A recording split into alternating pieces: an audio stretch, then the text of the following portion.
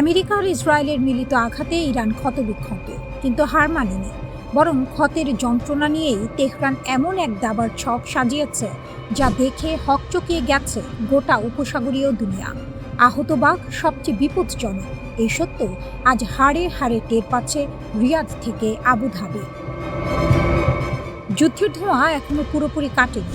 মার্কিন ইসরায়েলি ক্ষেপণাস্ত্রের আঘাতে ইরানের অবকাঠামো বিধ্বস্ত, কিন্তু তেহরানের কূটনৈতিক মেরুদণ্ড টানটান। ইরানের পররাষ্ট্রমন্ত্রী যখন নয়াদিল্লিতে ব্রিক্স সম্মেলনে যোগ দিচ্ছেন, তখন একই সময়ে উপসাগরে ইরানি কর্মকাণ্ড চলছে অব্যাহত গতিতে। এটাই ইরানের রণকৌশল, এক হাতে কূটনীতি, অন্য হাতে শক্তি প্রদর্শন। সৌদি আরব পরিস্থিতি বুঝতে পেরেছে। রিয়াদের বিশ্লেষকরা একটাই কথা বলছেন, ইরান জাবান নয়, আহত হয়েছে কিন্তু নিঃশেষ হয়নি। তাই সৌদি আরব এখন বন্ধ দরজার আড়ালে এক অভূতপূর্ব প্রস্তাব নিয়ে মাঠে নেমেছে, একটি আঞ্চলিক অনাক্রমণ চুক্তি, ইরানকে কেন্দ্রে রেখেই। মধ্যপ্রাচ্যের দেশগুলো এবং ইরানকে নিয়ে আগ্রাসন বিরোধী একটি চুক্তির প্রস্তাব দিয়েছে সৌদি আরব। ইউরোপে স্নায়ু যুদ্ধের সময় উত্তেজনা কমাতে করা 1970-এর দশকের একটি চুক্তির আদলে এই উদ্যোগ নেওয়া হয়েছে। ফাইন্যান্সিয়াল টাইমসের সূত্র জানাচ্ছে, রিয়াদ 1975 সালের হেলসিঙ্কি চুক্তির আদলে একটি নিরাপত্তা কাঠামো করতে চায়। ঠান্ডা যুদ্ধের সেই ফর্মুলা যেভাবে পূর্ব পশ্চিম ইউরোপের মধ্যে উত্তেজনা প্রশমিত করেছিল, তেমনিভাবে উপসাগরেও আস্থার ভিত্তি তৈরি করতে চায় সৌদি যুবরাজের সরকার। ইউরোপীয় কূটনীতিকরাও এই পরিকল্পনায় আগ্রহ দেখাচ্ছেন। এটা ছোট কথা নয়, ইরান বিরোধী শিবির থেকে স্বীকৃতি মিলছে যে তেহরানকে বাদ দিয়ে উপসাগরের সমীকরণ মেলে না। সৌদি আরবের অনাক্রমণ প্রস্তাবে একটি বিরাট ফাঁকি আছে। ইসরায়েলকে বাদ দিলে চুক্তি অর্থহীন, আর ইসরায়েলকে নিলে ইরান টেবিলে আসবে না। গাজা যুদ্ধের পর আরব জনমত ইসরায়েলকে সংঘাতের মূল উৎস হিসেবে দেখছে। ফলে এই আস্থার চুক্তি যেন চারদিকে দেয়ালের ঘরে আলো খোঁজার মতো। তবু ইরান নায়কের আসনেই থাকছে, শুধু শক্তি প্রদর্শনের জন্য নয়, কারণ পুরো অঞ্চলের নিরাপত্তার সমীকরণ তেহরানকে কেন্দ্রে রেখেই লেখা হচ্ছে। ইরানকে ছাড়া মধ্যপ্রাচ্যের কোনো শান্তির নকশা সম্পূর্ণ হয় না। এই বাস্তবতা এখন শত্রু মিত্র সবাই মানছে।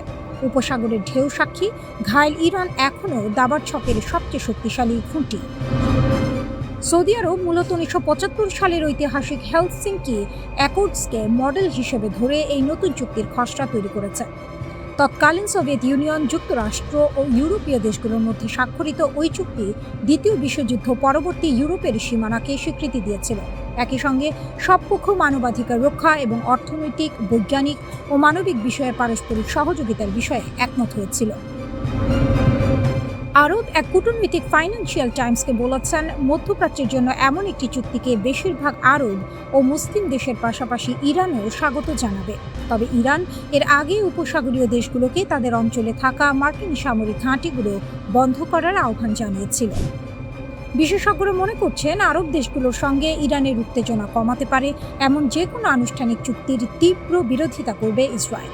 এছাড়া কৌশলগতভাবে অত্যন্ত গুরুত্বপূর্ণ হরমুজ প্রণালীর মতো সংবেদনশীল বিষয়গুলো এই চুক্তিতে কিভাবে সমাধান করা হবে তাও পরিষ্কার নয়।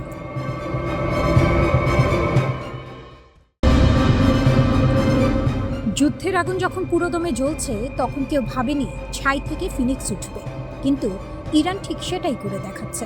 আমেরিকা আর ইসরায়েলের বোমা যখন ইরানের মাটি চুরমার করছিল, তখন তেহরানের কৌশলবিদরা চুপচাপ এঁটে বসলেন হরমুজ প্রণালীর মুখে, সেই সরু গলা, যে গলা দিয়ে পৃথিবীর তেলের শিরা বয়ে চলে।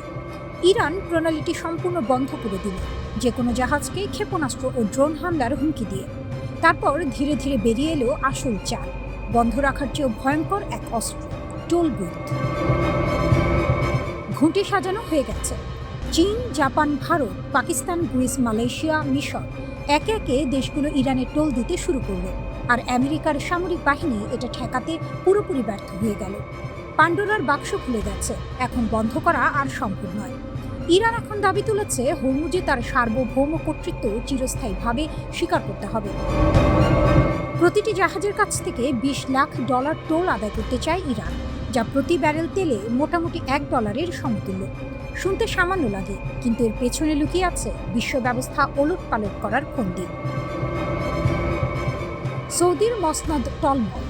বিশ্বের মোট স্পেয়ার তেল উৎপাদন সক্ষমতার 50 থেকে 60% নিয়ন্ত্রণ করে সৌদি আরব, আর বৃহত্তর গালফ কোঅপারেশন কাউন্সিল নিয়ন্ত্রণ করে 80 থেকে 95%। এই ক্ষমতার পুরোটাই নির্ভর করে হরমুজ দিয়ে তেল বের করতে পারার উপর। ইরান যদি হরমুজের চাবি পায় তাহলে সৌদি আরবের বিশ্বের কেন্দ্রীয় তেল ব্যাংক তকমাটা রাতারাতি ইরানের দখলে চলে যাবে। তেলের দাম বাড়াতে বা কমাতে চাইলে ইরান শুধু হরমুজ দিয়ে চলাচলকারী ট্যাঙ্কারের সংখ্যা বাড়িয়ে কমিয়ে দিলেই হবে। সৌদি রাজার যা ক্ষমতা তা ইরানের আয়াতুল্লাহর হাতে চলে যাবে। এ এক মহা পট পরিবর্তন, ইতিহাসের আয়না। এই গল্প নতুন নয়। 15 শতক থেকে 19 শতকের মাঝামাঝি পর্যন্ত ডেনমার্ক ওরেসুন্ড প্রণালীতে সাউন্ড ডিউজ নামে টোল আদায় করে রাজকোষ ভরিয়েছিল। এই আয় একসময় দেশটির মোট আয়ের 2/3 পর্যন্ত উঠেছিল। বাইজেন্টাইন থেকে অটোমান, পর্তুগিজ থেকে ডাচ, সবাই সমুদ্রপথে টোল বসিয়ে ফুলে ফেঁপে উঠেছে। দ্বিতীয় বিশ্বযুদ্ধের পর আমেরিকা সেই যুগের ইতি টেনেছিল। নিজের নৌবাহিনী দিয়ে সমুদ্রপথ উন্মুক্ত রেখে গড়েছিল এক নতুন বিশ্ব ব্যবস্থা, প্যাক্স আমেরিকানা। এই ব্যবস্থাই বৈশ্বিকায়ন, আন্তর্জাতিক বাণিজ্য এবং দ্বিতীয় বিশ্বযুদ্ধের পর থেকে সারা বিশ্বে সম্পদের ঊর্ধ্বমুখী যাত্রাকে সম্ভব করেছিল। ইরান এখন সেই ভিত্তিতে আঘাত করছে। ইরান যদি হরমুজের টোল বুথ বসাতে পারে তাহলে ডেনমার্ক বাল্টিক সাগরে সাউন্ড ডিউজ ফিরিয়ে আনবে না কেন? তুরস্ক বসফরাসে ভারী শুল্ক বসাবে না কেন? মালাক্কা প্রণালীতে টোল চাপবে না কেন? ইরান আজ বিশ্বমঞ্চে নায়কের আসনে বসে গেছে। বোমা খেয়েও নিষেধাজ্ঞা সহ্য করুন। হরমুজের তালা এখন তাদের হাতে। প্রশ্ন হলো, ট্রাম্পের আমেরিকা কি সেই চাবি কেড়ে নেওয়ার সাহস রাখে, নাকি ইতিহাসের পাতায় লেখা হবে এইভাবেই শেষ হয়েছিল আমেরিকার শতাব্দীর শাসন? মার্কিন রণকৌশলের ভরাডুবির করুণ আর্তনাদ। 38 দিনের অসম লড়াইয়ে ইরান এমন এক রণকৌশল প্রদর্শন করেছে যা দেখে বিশ্বের সামরিক বিশ্লেষকদের আক্কেল গুরুম হওয়ার জোগাড়। পরাশক্তি হিসেবে পরিচিত আমেরিকা যখন ভেবেছিল তারা নিমিষেই ইরানকে ঘুরিয়ে দেবে, তখন বাস্তব চিত্র বলছে ভিন্ন কথা। এই যুদ্ধে ইরান কেবল একটি দেশ হিসেবে নয়, বরং এক অপরাজেয় নায়কের মূর্তিতে আবির্ভূত হয়েছে, যার বুদ্ধিমত্তার কাছে কুল কিনারা পাচ্ছে না পেন্টাগন। ইরান সম্মুখ সমরে বুক চিতিয়ে দাঁড়িয়েছে। যুক্তরাষ্ট্রের গর্বের ধন প্যাট্রিয়ট ইন্টারসেপ্টর আর টমাহক ক্রুজ মিসাইলগুলো এখন কেবল সংখ্যাতত্ত্বের পাতায় বন্দী। ইরান তার সস্তা ড্রোন আর নিখুঁত নিশানার মিসাইল দিয়ে মার্কিন প্রতিরক্ষা ব্যবস্থাকে এমনভাবে ব্যতিব্যস্ত রেখেছে যে ওয়াশিংটনকে এখন হারির খবর দিতে হচ্ছে। মাত্র 38 দিনে 1200 প্যাট্রিয়ট আর 1000 টমাহক খরচ করে মার্কিন ভান্ডার এখন খালি হওয়ার দিকে। ইরানের ড্রোনগুলো যখন ঝাঁকে ঝাঁকে মার্কিন রণতরী আর ঘাঁটির দিকে ধেয়ে গেছে, তখন সেই সস্তা ড্রোন ঠেকাতে লাখ লাখ ডলারের দামি ক্ষেপণাস্ত্র ব্যবহার করে পেন্টাগন এখন নিজের পায়ে নিজেই কুড়াল মেরেছে। এই যুদ্ধের ময়দানে ইরান প্রমাণ করেছে যে কেবল আধুনিক প্রযুক্তিতে আকাশকুসুম কল্পনা করলেই যুদ্ধ জেতা যায় না।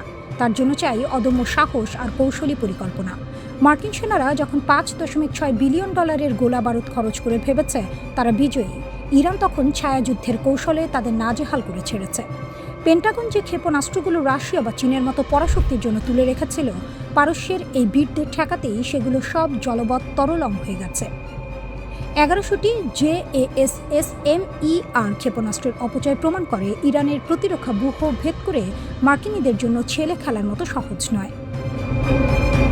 যেখানে প্রতিদিন $1 বিলিয়ন খরচ করে আমেরিকা এখন দেউলিয়া হওয়ার পথে, সেখানে ইরান অত্যন্ত শান্ত মাথায় তাদের তুরুপের তাসগুলো খেলছে।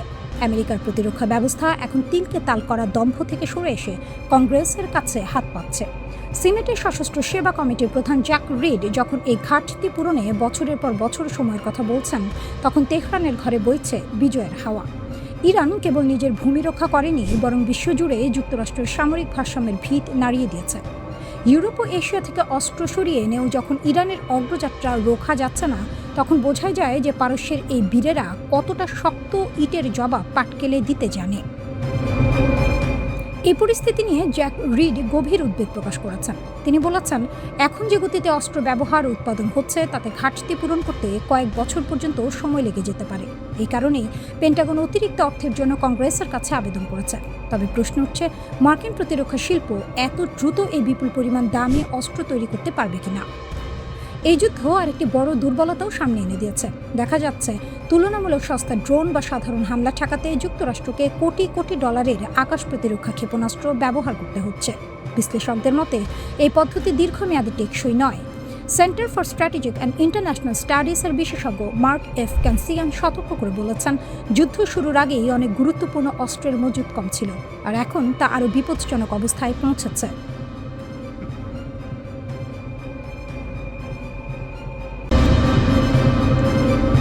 বেইজিংয়ে ট্রাম্প নতজানু, নয়াদিল্লিতে তেহরানের মাথা উঁচু। যুদ্ধ শেষে নতুন দুনিয়ার নতুন হিসাব।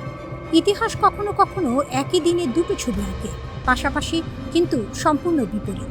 একদিকে বেইজিং, আমেরিকার প্রেসিডেন্ট ডোনাল্ড ট্রাম্প চীনের মাটিতে, পাশে বড় বড় ব্যবসায়ী, রাজনীতিক জাঁকজমক আছে, কিন্তু ভেতরে ফাঁকা। শরীরের ভাষা বলছে এই সফর আত্মবিশ্বাসের নয়, বাধ্যবাধকতার। অন্যদিকে নয়াদিল্লি, ব্রিক্স পররাষ্ট্রমন্ত্রীদের সম্মেলনে ইরানের পররাষ্ট্রমন্ত্রী আব্বাস আরাকচি, মাথা উঁচু, কণ্ঠ দৃঢ়, বার্তা স্পষ্ট। ইরান নিজের শর্তে দাঁড়িয়ে আছে, এক চুলও নড়েনি। দুটো ছবি, একটাই সত্য, 40 দিনের যুদ্ধের পর পৃথিবীর ক্ষমতার মানচিত্র বদলে গেছে। যে যুদ্ধ ইরানকে অপরাজয় প্রমাণ করল, 28 ফেব্রুয়ারি থেকে শুরু। আমেরিকা ও ইসরায়েল ঝাঁপিয়ে পড়ল ইরানের বুকে। পেন্টাগন ভেবেছিল দ্রুত, নিষ্পত্তিমূলক, পরিষ্কার জয়। তেহরান নতজানু হবে, নতুন মধ্যপ্রাচ্য গড়া যাবে। কিন্তু ইরান মাটি কামড়ে পড়ে রইল।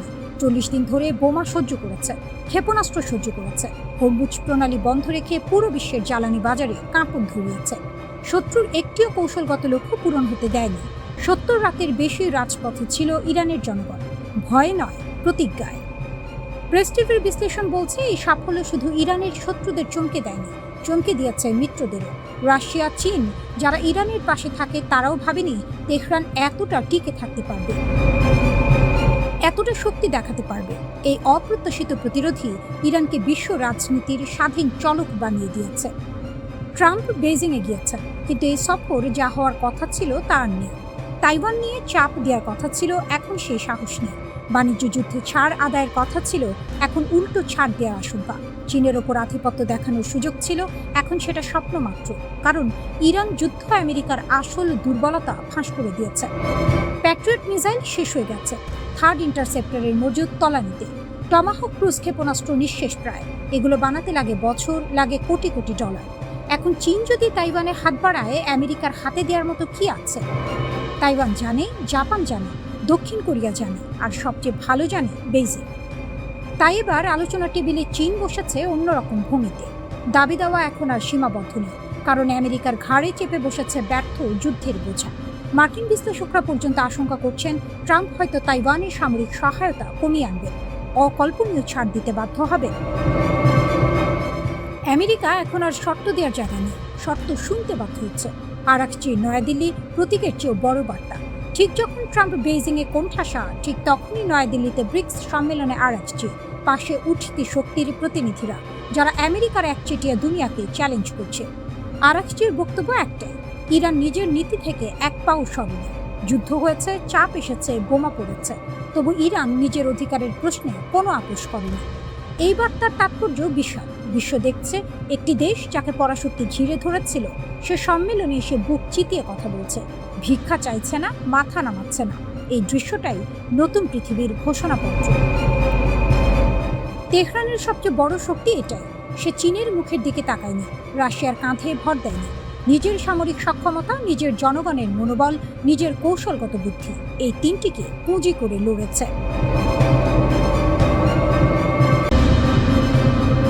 যুদ্ধের জন্য প্রস্তুতি নিচ্ছে যুক্তরাষ্ট্র ও ইরান। ট্রাম্পের স্পষ্ট হুঙ্কার, আমরা যুদ্ধের জন্য সম্পূর্ণ প্রস্তুত এবং সামরিক বাহিনীও যুদ্ধের অপেক্ষায় প্রহর গুনছে। প্রেসিডেন্ট ট্রাম্পের এই আগ্রাসী অবস্থান কেবল কথা লড়াইয়ে সীমাবদ্ধ নেই।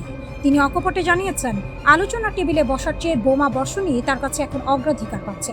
সিএনবিসিকে দেয়া সাক্ষাৎকারে ট্রাম্পের দাবি, মার্কিন সামরিক ভান্ডার এখন গোলা বারুদে কানায় কানায় পূর্ণ।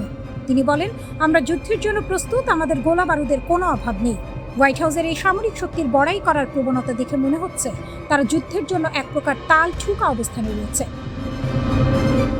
শান্তি চুক্তির চেয়ে সামরিক শ্রেষ্ঠত্ব প্রদর্শনেই যেন বর্তমান মার্কিন প্রশাসনের আগ্রহ বেশি। অন্যদিকে ইরানও পাল্টা চ্যালেঞ্জ ছুড়ে দিয়েছে। তেহরান স্পষ্টভাবে জানিয়ে দিয়েছে যে ওয়াশিংটন যদি মনে করে থাকে ইরানকে সহজে কাবু করা যাবে, তবে তারা সাপের লেজে পা দিচ্ছে। তাসনিম নিউজ এজেন্সির প্রতিবেদন অনুযায়ী ইরান নতুন নতুন সামরিক কৌশলের পাশাপাশি এমন কিছু বিষয় তৈরি করে রেখেছে যা যুদ্ধের মোড় ঘুরিয়ে দিতে পারে। ইরান কোনো মতেই পিছু হটতে রাজি নয়, বরং তারা নতুন লক্ষ্যবস্তু নির্ধারণ করে যুদ্ধের প্রস্তুতি সম্পন্ন করেছে। তেহরানের নীতি নির্ধারকদের হুঁশিয়ারি, নতুন কোনো সংঘাত শুরু হলে তা মার্কিন ও ইসরায়েলি বাহিনীর জন্য নরকতুল্য পরিস্থিতির সৃষ্টি করবে। এই সংঘাতের কেন্দ্রে রয়েছে হরমুজ প্রণালী। যা বিশ্ব অর্থনীতির জন্য এক অত্যন্ত স্পর্শকাতর জলপথ। এই প্রণালীকে কবজা করা বা মুক্ত রাখা নিয়ে দুই দেশের দড়ি টানাটানি চলছে দীর্ঘদিন ধরে। কূটনৈতিক মহলে খবর চাউর হয়েছিল যে ইসলামাবাদে একটি শান্তি আলোচনা অনুষ্ঠিত হবে এবং এতে মার্কিন প্রতিনিধি দলের নেতৃত্ব দেবেন ভাইস প্রেসিডেন্ট জেডি ভ্যান্স। কিন্তু ইরানের সাম্প্রতিক অনীহা এবং দুই দেশের একে অপরের প্রতি অবিশ্বাসের কারণে এই শান্তি আলোচনার ভবিষ্যৎ এখন অগাধ জলে পড়ার মতো অবস্থায় দাঁড়িয়েছে। ইরানের অভিযোগ, যুক্তরাষ্ট্রের সাম্প্রতিক উস্কানিমূলক কর্মকাণ্ড শান্তি আলোচনার পরিবেশ নষ্ট করেছে। ফলে দীর্ঘস্থায়ী কোনো সমাধানের আশা এখন ক্ষীণ। উভয় পক্ষ যখন যুদ্ধের প্রস্তুতি নিচ্ছে, তখন বিশ্ব অর্থনীতিতে এর বিরূপ প্রভাব পড়ার আশঙ্কা তৈরি হয়েছে। হরমুজ প্রণালী বন্ধ হয়ে গেলে জ্বালানি তেলের দাম যে আকাশচুম্বী হবে তা নিশ্চিত। অনেক বিশ্লেষক মনে করছেন, দুই দেশের অতি আক্রমণাত্মক নীতি মূলত ঘোলা জলে মাছ শিকার করার মতো একটি পরিস্থিতি তৈরি করেছে, যেখানে তৃতীয় কোনো পক্ষ এই অস্থিতিশীলতা থেকে ফায়দা লুটতে পারে। মার্কিন প্রেসিডেন্ট ট্রাম্পের মিত্র দেশগুলোর কাছে ক্রমাগত এই পরিস্থিতির কান ভারী করার অভিযোগ উঠছে, যাতে ইরানকে বৈশ্বিক রাজনীতিতে একঘরে করা যায়। মার্কিন যুদ্ধ বিমান আর ইরানের ক্ষেপণাস্ত্র, এই দুইয়ের মাঝে দাঁড়িয়ে আছে বিশ্ব শান্তি। প্রেসিডেন্ট ট্রাম্পের অটল অবস্থান ও তেহরানের পাল্টা হুঁশিয়ারি বুঝিয়ে দিচ্ছে যে আলোচনা ও সংঘাতের মধ্যে যে সূক্ষ্মরেখা ছিল তা ক্রমেই মুছে যাচ্ছে।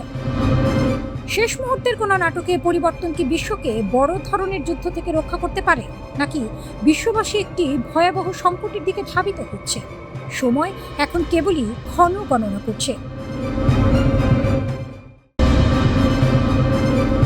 যখন বিশ্বের সবচেয়ে শক্তিশালী দেশটি একের পর এক চাপ দিয়ে চলেছে, তখন ইরান হাতের তাস স্পষ্ট করে টেবিলে রেখে দিয়েছে।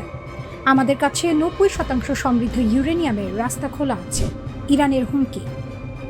ইরানের পার্লামেন্টের জাতীয় নিরাপত্তা কমিশনের মুখপাত্র ইব্রাহিম রেজাই সামাজিক মাধ্যমে সরাসরি জানিয়ে দিয়েছেন, আবারও হামলা হলে 90% পর্যন্ত ইউরেনিয়াম সমৃদ্ধকরণ পার্লামেন্টে পর্যালোচনা করা হবে। 90% মানে অস্ত্রগ্রে, যে দোরগোড়ায় পা রাখলে বিশ্বের সমীকরণ পাল্টে যায়। ইরান সেই দোরগোড়ায় দাঁড়িয়ে আছে, ভেতরে ঢোকেনি, কিন্তু বলছে দরজা আমার হাতে। এই বার্তাটি বুঝতে হলে পেছনের ইতিহাস মাথায় রাখতে হবে। 2015 সালে 6 বিশ্বশক্তির সঙ্গে ইরান একটি পারমাণবিক চুক্তি স্বাক্ষর করেছিল। বিনিময়ে মিলেছিল নিষেধাজ্ঞায় কিছুটা শিথিলতা। কিন্তু ট্রাম্প তার প্রথম মেয়াদে সেই চুক্তি থেকে একতরফাভাবে বেরিয়ে গেলেন। সাপও গেল, লাঠিও গেল। ইরান পেল কি? শূন্য হাত আর পুরনো নিষেধাজ্ঞা। সেই অপমানের জবাবে ইরান চুপ করে বসে থাকেনি। গত 8 বছরে প্রায় 11,000 কিলোগ্রাম সমৃদ্ধ ইউরেনিয়াম জমা করেছে। এটি ক্রোধের প্রতিক্রিয়া নয়, এটি কৌশলের ফসল। আন্তর্জাতিক পরমাণু শক্তি সংস্থা IAEA বলছে, ইরানের কাছে এখন প্রায় 441 কিলোগ্রাম 60% সমৃদ্ধ ইউরেনিয়াম আছে।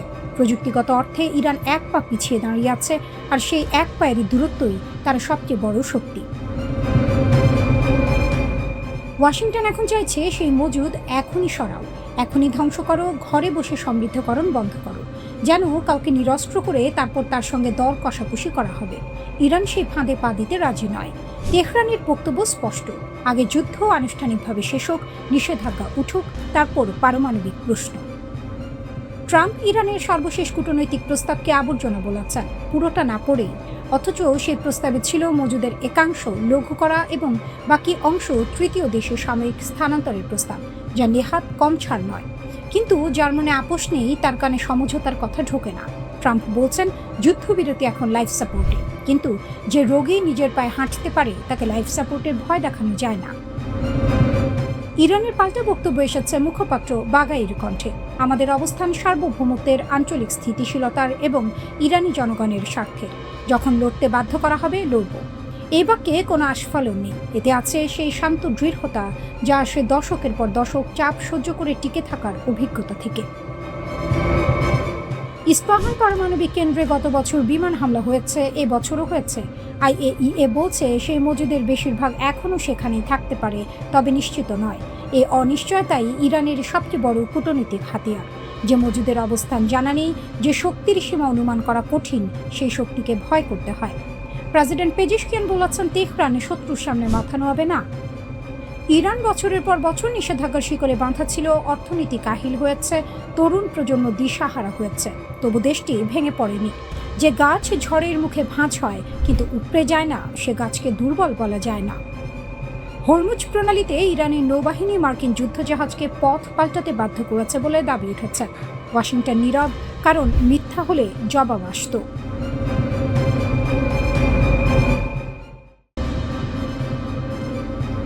ওয়াশিংটনের আকাশে এখন যুদ্ধের মেঘের চেয়েও ঘনীভূত ধোঁয়াশা। ইরান সংঘাতের প্রকৃত ক্ষয়ক্ষতির হিসেব নিয়ে ট্রাম্প প্রশাসনের বিরুদ্ধে উঠে আসছে গুরুতর অভিযোগ। প্রশাসন যেন কোনো ঢাক গুড়গুড় নীতি নিয়ে এগোচ্ছে, যেখানে তথ্যের স্বচ্ছতা তলানিতে। একদিকে সিজফায়ার বা যুদ্ধবিরতির ঘোষণা, অন্যদিকে রণক্ষেত্রে প্রাণহানি ও আহত হওয়ার সংখ্যা নিয়ে লুকোচুরি, সব মিলিয়ে এক গভীর সংকটের মুখে দাঁড়িয়ে হোয়াইট হাউস। পেন্টাগনের তথ্যে অসামঞ্জস্যতা যেন মরার ওপর খাঁড়ার ঘা হয়ে দাঁড়িয়েছে।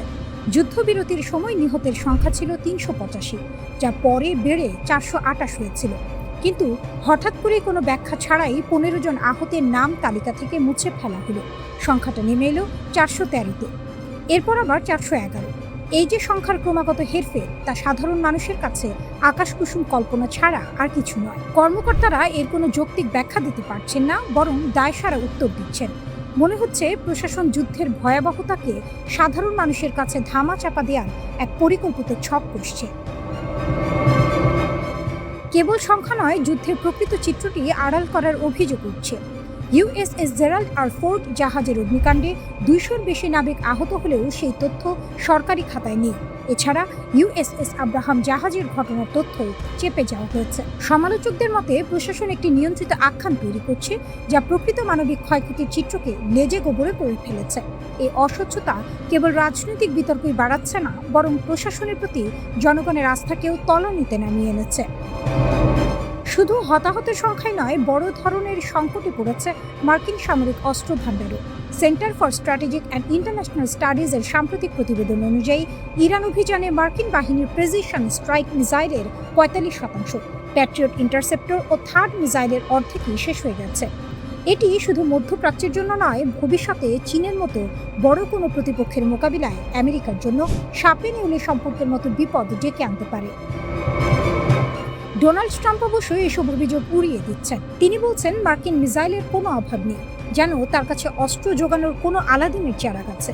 কিন্তু বাস্তব পরিস্থিতি ভিন্ন। ২০২৭ সালের জন্য $১.৫ ট্রিলিয়ন বিশাল প্রতিরক্ষা বাজেটের প্রস্তাব এবং জেনারেল মোটরস বা ফোর্ডের মতো বেসামরিক কোম্পানিকে অস্ত্র উৎপাদনে জড়ানোর উদ্যোগ এটাই প্রমাণ করে যে সংকট অন্ধকার গলি থেকে বেরিয়ে এখন দিনের আলোর মতো স্পষ্ট হয়ে উঠছে। প্রশাসন এখন মরিয়া হয়ে অস্ত্র ভাণ্ডার পুনর্গঠনে নেমেছে। যুদ্ধের দামামা বাজলে কি সত্যকে শাখের করাত বানাতে হবে? একদিকে যেমন ট্রাম্প প্রশাসন শান্তির কথা বলছে, অন্যদিকে তাদের কৌশলগত ত্রুটিগুলো প্রশ্নবিদ্ধ হচ্ছে। জনসম্মুখে স্বচ্ছতার অভাব কেবল বিশ্ব রাজনীতিতে অস্থিরতা বাড়াচ্ছে না, বরং দেশটির অভ্যন্তরীণ আস্থার সংকটকেও প্রকট করছে।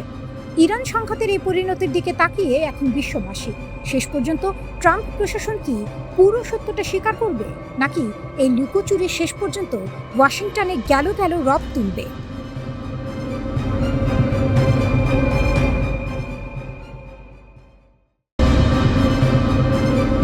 আকাশে হারল আমেরিকা। তেহরানের আকাশে তখনও বোমার ধোঁয়া, কিন্তু সেই ধোঁয়া শুধু একটি যুদ্ধের নয়, একটি যুগের।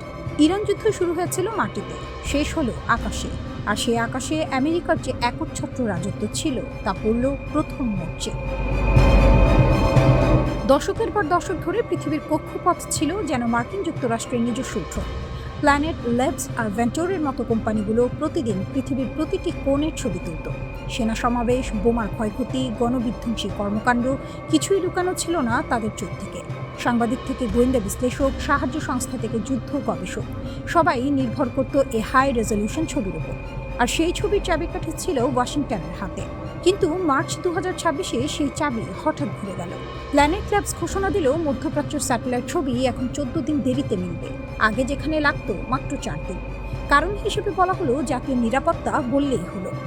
এক সপ্তাহ না যেতেই আরও বড় ঘোষণা এলো, ইরান ও আশেপাশের সংঘাত সংশ্লিষ্ট এলাকার কোনো ছবি আর প্রকাশ পাবে না। ভেন্টোরও একই পথ ধরল, পর্দা টেনে দিল। সাংবাদিক, গবেষক, সাহায্য সংস্থা সবাই হঠাৎ অন্ধকারে। কিন্তু পৃথিবী থেমে থাকেনি। এক দরজা বন্ধ হলে মানুষ জানালা খুঁজে।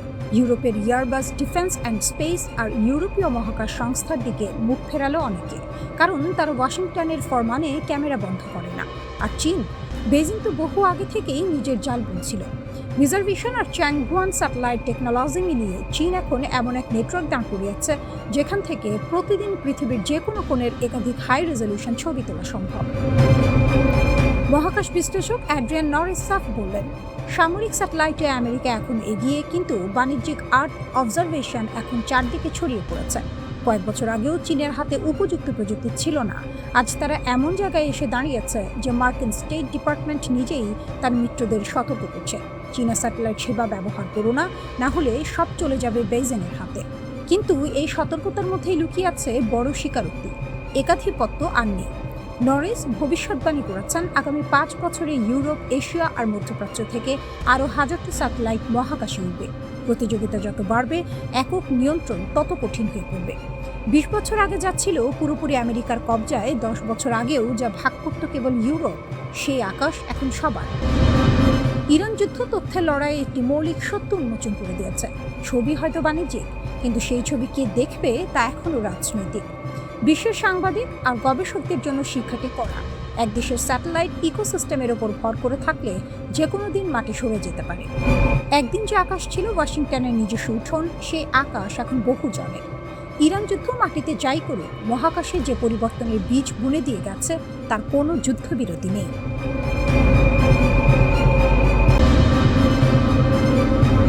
দিনের শেষে ইরান এক অপ্রতিদ্বন্দ্বী যোদ্ধার বেশি দাঁড়িয়ে আছে। মার্কিন দাদাগিরি আর কতদিন? যখন ট্রাম্প নিজের কর্মকর্তাদের সফর বাতিল করে ঘরে বসে সব কার্ড আমার হাতে বলে চিৎকার করেন, তখন তেহরান তার অদম্য সাহসে মাথা উঁচু করে টিকে থাকে। ইরান প্রমাণ করেছে যে বাংকার বাস্টার দিয়ে পাহাড় ধ্বংস করা সম্ভব হলেও একটি অকুতোভয় জাতির ইচ্ছাশক্তিকে ধ্বংস করা অসম্ভব। জনজান প্রদেশের মাটিতে পড়ে থাকা আমেরিকার সেই ভয়ঙ্কর অস্ত্রগুলো আজ কেবল নিথর ধাতবস্তু। যে GBU-57 বাংকার বাস্টার দিয়ে গোটা পাহাড় গুঁড়িয়ে দেওয়ার হুমকি দেওয়া হয়েছিল, তা আজ ইরানের অদম্য প্রতিরোধের কাছে মাথা নত করেছে। মার্কিন সামরিক সক্ষমতার দম্ভ আজ ইরানের মাটিতে পড়ে গল্পের গরু গাছে চড়ার মতো হাস্যাস্পদ হয়ে উঠেছে। ইরানের ইসলামিক রিভলিউশনারি গার্ড কোর প্রমাণ করেছে মার্কিন সমর কৌশল আসলে কাগজে ভাগ। জনজানের যুদ্ধক্ষেত্রে উদ্ধার হওয়া 9500টিরও বেশি ক্লাস্টার বোমলেট এবং 52টি রকেট নিষ্ক্রিয় করা, এটি কেবল প্রযুক্তিগত দক্ষতা নয়, এটি ইরানের ইস্পাত কঠিন সাহসের বহিঃপ্রকাশ।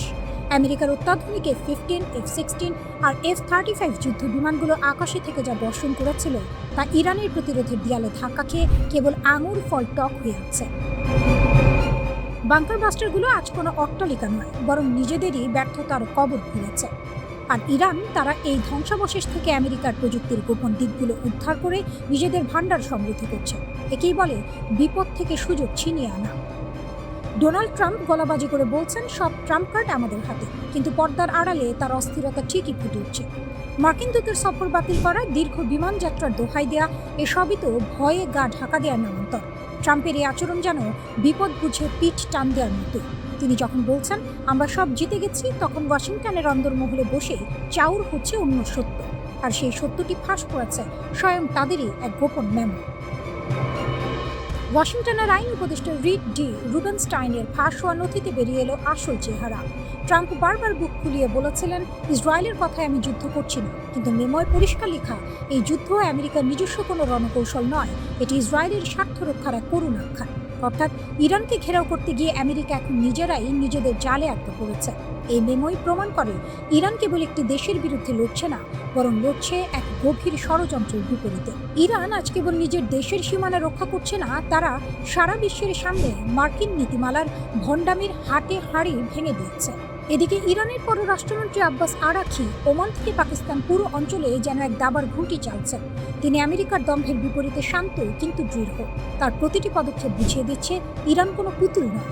ইরান এখন আর আকাশ কুসুম কল্পনায় ভাসছে না, বরং বাস্তবতার নিরিখে অঞ্চলটির নিয়ন্ত্রণ নিজেদের হাতে তুলে নিতে বদ্ধপরিকর। আমেরিকার কোনো প্যারালাল প্ল্যান বা ইয়ার স্ট্রাইক ইরানকে দমিয়ে রাখতে পারেনি, বরং ইরানের বিমান প্রতিরক্ষা ব্যবস্থা যে কতটা নিখুঁত তা প্রমাণ হয়েছে আকাশ থেকেই মার্কিন ক্রুজ মিসাইলগুলো খসিয়ে দেওয়ার মাধ্যমে।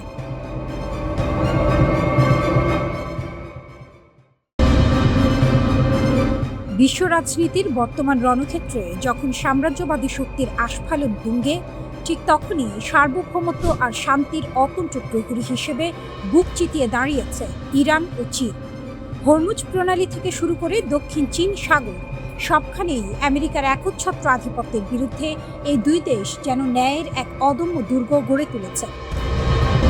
পশ্চিমা গণমাধ্যম যখন অপপ্রচারে লিপ্ত, তখন ইরান ও চীন তাদের সাহসী পদক্ষেপের মাধ্যমে প্রমাণ করেছে যে তারা কোনো পরাশক্তির রাবার স্ট্যাম্প নয়। হরমুজ প্রণালীতে আমেরিকার জোরপূর্বক হস্তক্ষেপকে ইরান যেভাবে মোকাবিলা করছে তা যেন মরার উপর খাড়ার ঘা হয়ে দাঁড়িয়েছে মার্কিন নৌবাহিনীর জন্য। মার্কিন যুক্তরাষ্ট্র নিজেদের বিশ্বের পুলিশ মনে করলেও ইরান স্পষ্টভাবে দেখিয়ে দিয়েছে যে নিজেদের জলসীমার নিরাপত্তা রক্ষা করা তাদের আইনি ও নৈতিক অধিকার। ইরান কেবল নিজের ভূখণ্ড নয়, বরং আন্তর্জাতিক আইন রক্ষার লড়াইয়ে অগ্রণী ভূমিকা পালন করছে। আমেরিকার তথাকথিত শান্তি আলোচনার আড়ালে যে প্রতারণা তা ইরান শুরু থেকেই ধরে ফেলেছে। তাই যখনই আমেরিকা যুদ্ধবিরতির শর্ত ভঙ্গ করে, ইরান তখনই গর্জে ওঠে।